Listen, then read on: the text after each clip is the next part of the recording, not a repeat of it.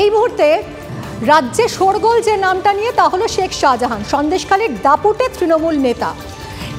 এই তৃণমূল নেতা শেখ শাহজাহান সে বেপাত্তা হতেই তার বিরুদ্ধে নানা অভিযোগ সামনে আসছে। আমরা এর আগে আপনাদেরকে দেখিয়েছি একের পর এক মানুষ, একের পর এক আদিবাসী তারা এসে বলছেন, অভিযোগ জানাচ্ছেন যে তাদের জমি বেদখল হয়ে গেছে, জোর করে দখল করে নেওয়া হয়েছে। এবার তেভাগা আন্দোলনের ভূমিতেও শেখ শাহজাহানের প্রত্যক্ষ মদতে জমি কেলেঙ্কারির অভিযোগ সামনে এসেছে। সন্দেশখালীর বেড়মজুর পঞ্চায়েতে তেভাগা আন্দোলনের ইতিহাস রয়েছে। ঐতিহাসিক জমি আন্দোলনে যুক্ত থেকে প্রাণ হারানো কৃষকদের জন্য রয়েছে শহীদ বেদিও। আর সেই বেদি সংলগ্ন গরিব চাষিদের জমি শাহজাহানের প্রত্যক্ষ মদতে তার ভাই বেড়মজুরের তৃণমূল অঞ্চল সভাপতি সিরাজ উদ্দিন শেখ কিভাবে দখল করে নিয়েছে সেই দুর্নীতির পর্দা ফাঁস করতে চলেছে TV9 বাংলা। পরপর তিনটে পরিবারের অভিজ্ঞতা তুলে ধরবো আমরা। প্রথমেই শুনুন কাছাড়ি বাড়ির হর্ষিত বর্মনের অভিজ্ঞতা। বেড়মজুর কাছাড়ি বাড়িতে এখানকার যে জমি আন্দোলন, তেভাগা আন্দোলনের সময় এখানকার মানুষ সেই জমি আন্দোলনের শরিক ছিলেন এবং সেই কারণেই এখানে সেই শহীদ স্মৃতি তৈরি হয়েছে। শহীদ স্মৃতির অবস্থা ভঙ্গুর, খসে পড়েছে চারপাশ। তার চেয়েও বড় ভঙ্গুর এখানকার মানুষের পরিস্থিতি। এই স্মারকের দুপাশে, এক পাশে 911 নম্বর খতিয়ান, আরেক পাশে 2223, 2224 নম্বর খতিয়ান। সেই দুই খতিয়ানের জমি এখন শেখ সিরাজউদ্দিনের গ্রাসে। শেখ সিরাজউদ্দিন শেখ শাহজাহানের ভাই। আমাদের অভিযোগ, আমরা এই বেড়মজুর কাছারি বাড়ি আমরা বহুদিন থেকে আমার বাবাদের নামে রেকর্ড বা সম্পত্তি, সেই সূত্রে আমরা এখানে বাস করে আছি, বা সেই সূত্রে আমরা পুকুরে চাষবাস করে খাই বা মাছ চাষ করে খাই। হঠাৎ মাত্র 1 বছর পরে দেখছি বাঁধ কেটে দিল বা অন্য লোকের নামে রেকর্ড হয়ে গেছে। জোর করে ওরা জমিটাকে আমার দখল করে নিয়েছে।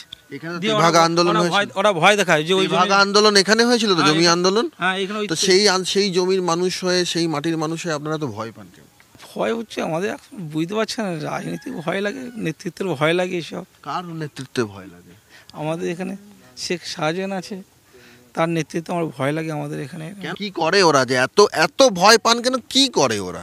কি করে এসে ঘর হচ্ছে করবে, কখন এসে মারধর করবে, এইসব ছাড়া আর কি? পার্টির যুক্ত, পার্টিতে যায় করবে তাই হবে।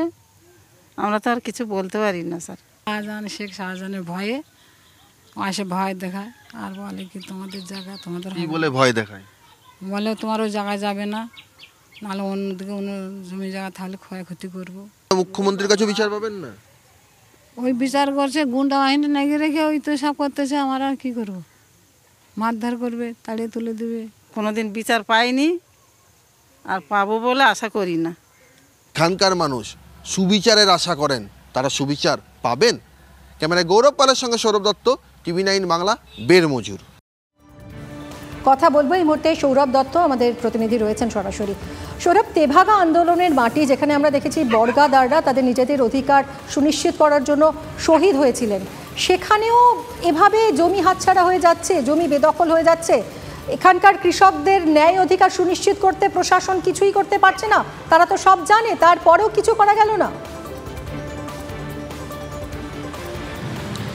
মিমি, এ রাজ্যে ক্ষমতাসীন সরকারের কাছে জমি আন্দোলন অত্যন্ত স্পর্শকাতর বিষয়। তৃণমূল সরকারে যারা রয়েছেন তাদের কাছে সিঙ্গুর নন্দীগ্রামের আন্দোলন অনেকখানি তাদের কাছে গরিমা, তারা গর্ববোধ করেন সে সমস্ত আন্দোলনের সঙ্গে যুক্ত হওয়ার কথা ভেবে। সেই সেরকম একটি দলের যারা ব্লক সভাপতি রয়েছেন শেখ শাহজাহান, অঞ্চল সভাপতি সিরাজউদ্দিন শেখ, তারা আদিবাসী গরিব মানুষের জমি কোন মাটিতে লুট করার অভিযোগ উঠছে। তেভাগা আন্দোলনের সঙ্গে যে জমির মাটি জড়িয়ে যেখানে শহীদ স্মৃতি তৈরি হয়েছে, সেখানেও তারা ভুয়ো দলিল তৈরি করে বিঘার পর বিঘা জমি হাতিয়ে নিচ্ছেন।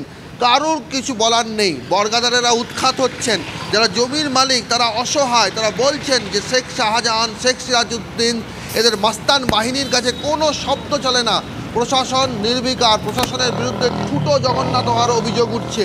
পুলিশ প্রশাসন তারাও নির্বিকার, তারাও এদেরকে বিচার দিতে পারেন না। উল্টে তারা পরামর্শ দেন শেখ শাহজাহানের সঙ্গে আপোষ করে চলার জন্য, যা বলছে সেভাবে মানিয়ে নেওয়ার জন্য।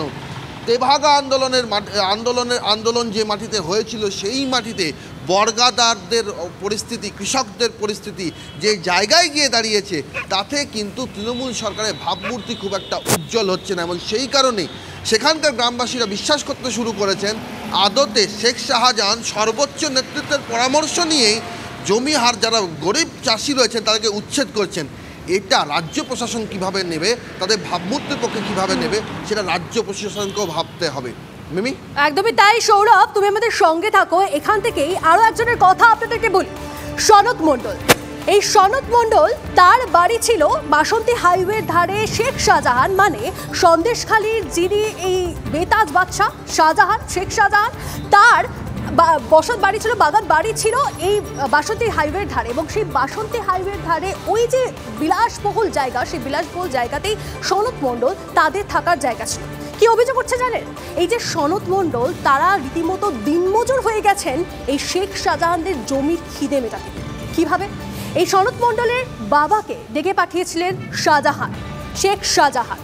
তারপর সনৎ মণ্ডলের বাবা, যেমনটা জানা যাচ্ছে, যেতে রাজি হননি। এবং তারপর ঠিক কি হলো, তারপর ঠিক কি অভিযোগ সামনে আসছে, দেখুন একটি প্রতিবেদন।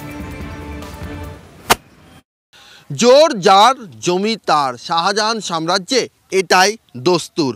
আগারহাটি ছোট বিটপুলে বাসন্তী হাইওয়ের ধারে বিঘার পর বিঘা জমির ওপরে বিলাসবহুল বাগানবাড়ি, শেখ শাহজাহানের বাগানবাড়ি। কাদের বঞ্চিত করে এই বিলাসবহুল বাগানবাড়ি তৈরি করা হয়েছে? কাদের জমি ছিল সেখানে? সনৎ মণ্ডলদের জমি ছিল সেখানে।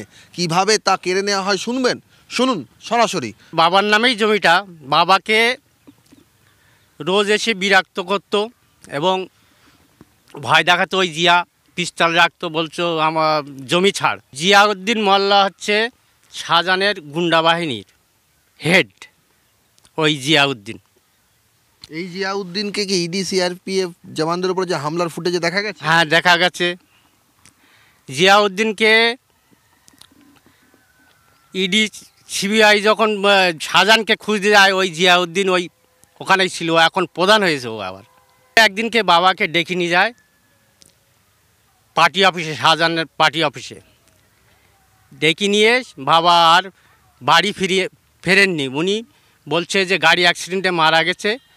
নিয়ে যায় শাহজাহানের লোক ক্যানিং হসপিটালে, মৃত্যু লাশ আসে বাবা। তারপরে আমাদের যে সাদা কাপড় যে পরিয়ে আসি, বলছে কাঁচাটা কবে খুলবি বল, জমি তোদেরকে ছাড়তে হবে।